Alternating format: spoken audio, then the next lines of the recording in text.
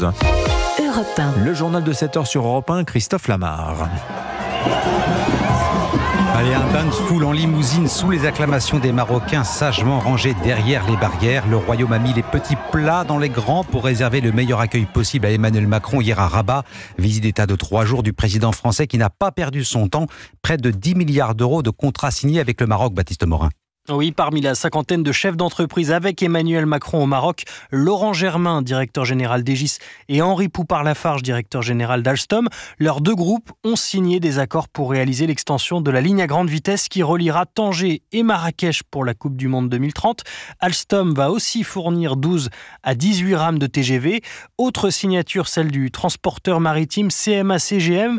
Il va équiper et exploiter pour les 25 prochaines années la moitié d'un terminal à conteneurs situé dans la zone de Gibraltar. Le fabricant de moteurs d'avion Safran a lui acté l'installation d'un centre de maintenance à Casablanca. La liste des contrats devrait s'allonger encore aujourd'hui. La compagnie nationale Royal Air Maroc veut multiplier sa flotte d'avions par 4 d'ici 2030 et Airbus pourrait bien profiter des déboires de Boeing pour rafler la mise. Baptiste Morin, chef du service économie d'Europe 1. Observons la liste des passagers de l'avion présidentiel. 122 personnes, une quarantaine de chefs d'entreprise. On vient de le voir avec Baptiste Morin. 9 ministres, dont celui de l'Intérieur, Bruno Retailleau, et des personnalités assez éloignées de la République exemplaire. Jacques Serret, envoyé spécial d'Europe 1 au Maroc. Son nom ne figurait pas sur la liste transmise par l'Élysée en amont de ce voyage, mais Yacine Bellatar est pourtant bien présent ici à Rabat. L'humoriste, condamné l'an dernier à 4 mois d'emprisonnement avec sursis pour menace de mort, fait partie de la délégation française. Lui qui avait été consulté par des conseillers de l'Élysée quelques jours avant qu'Emmanuel Macron prenne la décision de ne pas se rendre à la marche contre l'antisémitisme.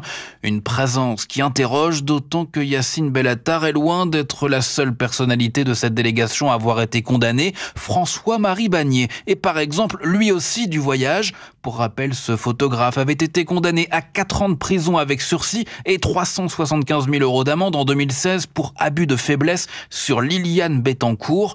Enfin, Emmanuel Macron a également emmené à ses côtés MJ Delguerab. Cet ancien député La République En Marche avait été condamné en 2022 à 3 ans de prison, dont un ferme, pour avoir asséné des coups de casque sur la tête d'un parlementaire socialiste. Jacques Serret, envoyé spécial d'Europe 1 au Maroc. Et vous écoutez Europe 1 matin, il est 7h04. Pas de publicité pour Jordan Bardella dans les gares. Le président du Rassemblement national très remonté contre la décision de la SNCF. Mes chers compatriotes, la liberté d'expression est en danger et j'ai besoin de vous pour la faire vivre. Jordan Bardella hier soir sur Twitter X, vidéo indignée postée après le non catégorique de la compagnie.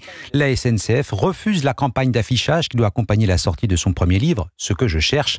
Le président du RN dénonce la pression exercée par certains syndicats. Alexandre Chauveau. Le président du Rassemblement national exprime sa profonde indignation et demande à la SNCF de revenir sur ce qu'il qualifie d'acte de censure inadmissible. Le cas échéant, dit-il, des recours par voie légale seront engagés. Alors cette décision intervient, il est vrai, après que plusieurs syndicats de la SNCF ont dénoncé une campagne publicitaire au service, je cite, d'un parti d'extrême droite. Après avoir menacé de se mobiliser pour l'empêcher, tous se sont félicités de la décision prise par Mediatransport. L'entreprise, de son côté, nie tout parti pris idéologique. Cela aurait été le cas avec n'importe quel autre chef de parti. Nos règles sont connues, on ne fait pas de campagne pour des ouvrages qui possèdent un caractère politique ou religieux, appuie la société. Un argument qui fait grincer des dents au RN, car le parti de Jordan Bardella cite les campagnes publicitaires des livres de Nicolas Sarkozy ou de François Hollande. En contre-exemple, 2 ouvrages dont Mediatransport justifie d'avoir fait la campagne dans les gares en raison de la fonction de leurs auteurs, 2 anciens présidents à leur sortie du jeu politique. Alexandre Chauveau du service politique d'Europe 1. L'ouverture à Montpellier d'une enquête judiciaire après la mort d'une jeune femme de 25 ans foudroyée par une méningite aiguë le 15 octobre. Enquête judiciaire doublée d'une enquête interne au CHU de Montpellier.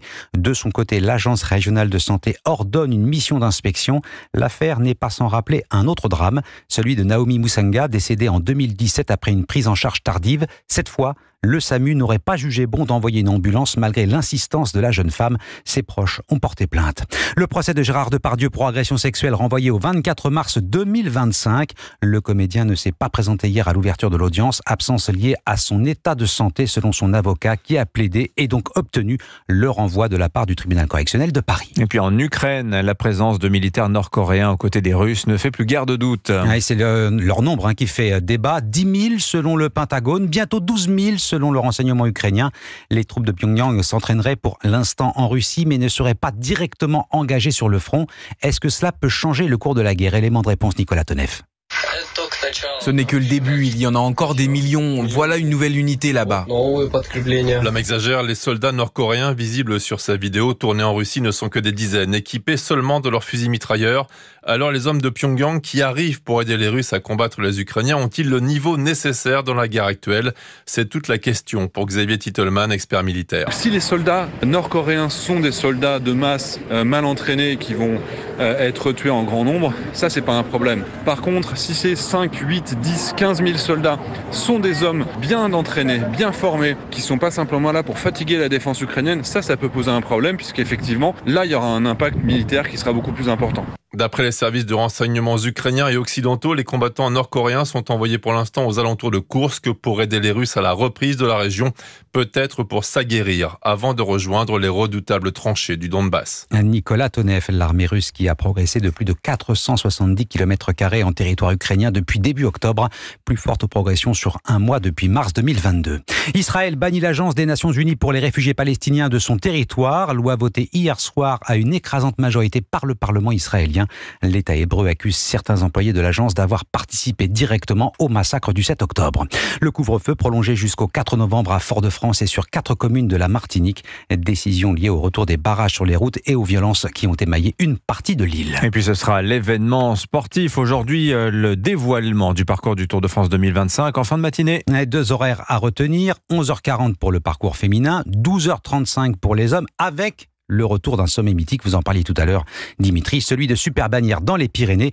Tous les détails dans le journal de 8h sur Europe 1. Le football, Rodri sacré meilleur joueur du monde. Le milieu de terrain espagnol de Manchester City décroche son premier ballon d'or, la consécration pour ce joueur élégant de 28 ans.